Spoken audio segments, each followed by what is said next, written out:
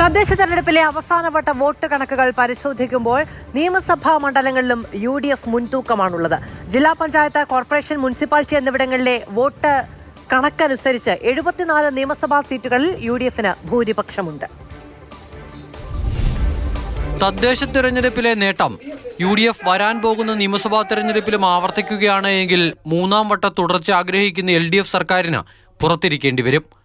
64 സീറ്റുകളിൽ മാത്രമാണ് നിലവിൽ LDFന് മുൻതൂക്കമുള്ളത്. മാത്രമല്ല 2 സീറ്റുകളിൽ താമര വിരിയുമെന്നാണ് കണക്ക്.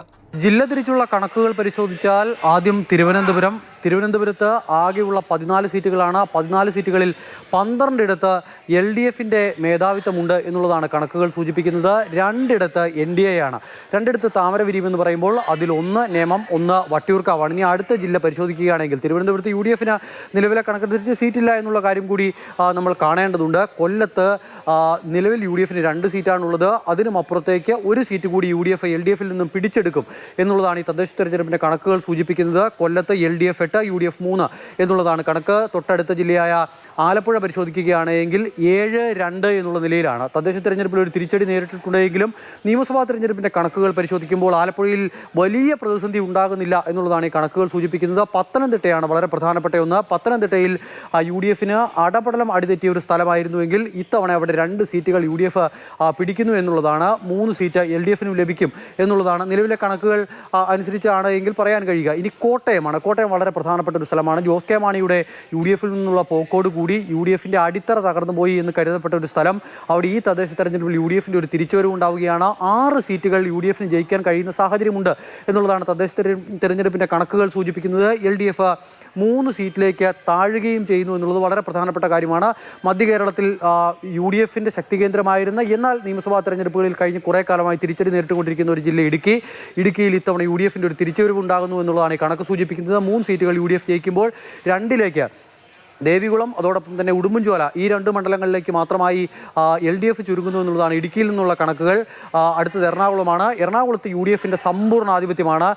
നിലവിലെ കണക്ക് പരിശോധിക്കുകയാണെങ്കിൽ LDFിന് കാര്യമായി ഒന്നും ചെയ്യാനില്ലാത്ത ഒരു ജില്ല എന്നുള്ള തരത്തിലേക്ക് തന്നെ എറണാകുളം മാറുകയാണ്. എറണാകുളം കാലാകാലങ്ങളായി UDFിൻ്റെ ഒരു ശക്തി കേന്ദ്രമാണ്. മറ്റെല്ലാ ജില്ലകളിലും തിരിച്ചടി നേരിടുമ്പോഴും എറണാകുളത്ത് UDF കരുത്ത് കാട്ടാറുണ്ട്. ഇനിയുള്ളത് തൃശ്ശൂരാണ്. ഏറ്റവും അധികം സീറ്റുകളുള്ള മറ്റ് ജില്ലകളിൽ ഒന്നാണ് മധ്യകേരളത്തിലെ ഒരു ജില്ല തൃശ്ശൂർ. 11 സീറ്റുകൾ LDFിൻ്റെ കൈവശം ഇപ്പോഴും ഉണ്ടാകും എന്നുള്ളത് വളരെ പ്രധാനപ്പെട്ട കാര്യമാണ്. അതോടൊപ്പം തന്നെ 2 സീറ്റുകൾ UDFിന് ഉണ്ടാകും എന്നുള്ളതാണ് തൃശ്ശൂരത്തെ കണക്കുകൾ സൂചിപ്പിക്കുന്നത്. പാലക്കാട് UDF 4 സീറ്റുകൾ പിടിക്കും എന്നുള്ളത് വളരെ പ്രധാനപ്പെട്ട ഒരു വിഷയമാണ്.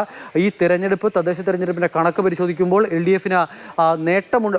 കാര്യമായ മറ്റ് ജില്ലകളുമായി താരതമ്യം ചെയ്യുമ്പോൾ വലിയ ക്ഷീണമുണ്ടായി എന്ന് പറയാൻ കഴിയുന്നില്ല എങ്കിൽ കൂടി നിയമസഭാ തെരഞ്ഞെടുപ്പ് വരുമ്പോൾ ഒരു പ്രതിസന്ധി ഉണ്ടാക്കും എന്നുള്ളതാണ് കണക്ക് സൂചിപ്പിക്കുന്നത്. മലപ്പുറം നമ്മൾ നേരത്തെ എറണാകുളം പറഞ്ഞതുപോലത്തെ സമാനമായ സ്ഥിതിയാണ്. മലപ്പുറത്ത് UDFിൻ്റെ സമ്പൂർണ്ണ ആധിപത്യം ഉണ്ടാകും. 16 സീറ്റുകൾ ജയിക്കും എന്നുള്ളതാണ് മലപ്പുറത്തെ കണക്കുകൾ സൂചിപ്പിക്കുന്നത്. അവിടേക്ക് കടന്നു കയറാൻ LDFിന് ഇപ്പോഴും കഴിയുന്നില്ല എന്നുള്ളതാണ്. സാധാരണ നിലയിൽ LDF തരംഗമുണ്ടാകുമ്പോഴും മലപ്പുറം UDFിനെ കൈവിടാറില്ല. ആ ഒരു ട്രെൻഡിത്തോടെയും ആവർത്തിക്കുന്നു. കോഴിക്കോട് 10 സീറ്റുകൾ വരെ UDF നേടാമെന്ന് പറയുമ്പോൾ അത് വളരെ പ്രധാനപ്പെട്ട ഒരു കാര്യമാണ്. കഴിഞ്ഞ കുറേ കാലമായി UDFിന് കാര്യമായ നേട്ടമുണ്ടാക്കാൻ കഴിയാത്ത, പച്ച തൊടാൻ കഴിയാത്ത ഒരു സ്ഥലമായിരുന്നു കോഴിക്കോടെങ്കിൽ ഇത്തവണത്തെ തദ്ദേശ കണക്കനുസരിച്ച് UDF വലിയ നേട്ടമുണ്ടാക്കും എന്നുള്ളത് തന്നെയാണ് ഈ കണക്ക് സൂചിപ്പിക്കുന്നത്. ഇനി ഉള്ള ജില്ല എന്ന് പറയുന്നത് കണ്ണൂരാണ്. വയനാട് ജില്ലയിൽ 3 സീറ്റുകൾ, ആകെയുള്ള 3 സീറ്റുകളും UDF നേടും എന്നുള്ളതാണ് കണക്ക്.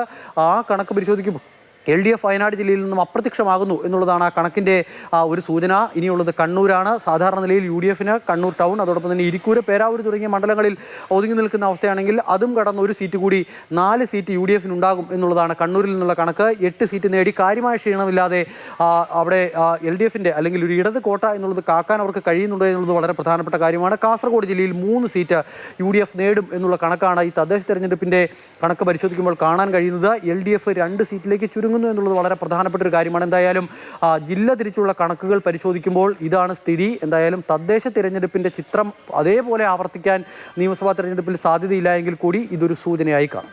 നിലവിലുണ്ടായ നേട്ടം ആവർത്തിക്കാൻ കഴിയുമെന്ന് UDF പ്രതീക്ഷിക്കുമ്പോൾ തിരിച്ചടിക്കുണ്ടായ കാരണങ്ങൾ പരിശോധിച്ച് പരിഹരിച്ച് മുന്നോട്ട് പോയാൽ തിരിച്ചു വരാൻ കഴിയുമെന്ന പ്രതീക്ഷയിലാണ് LDF camp. Mathrubhumi news, Thiruvananthapuram.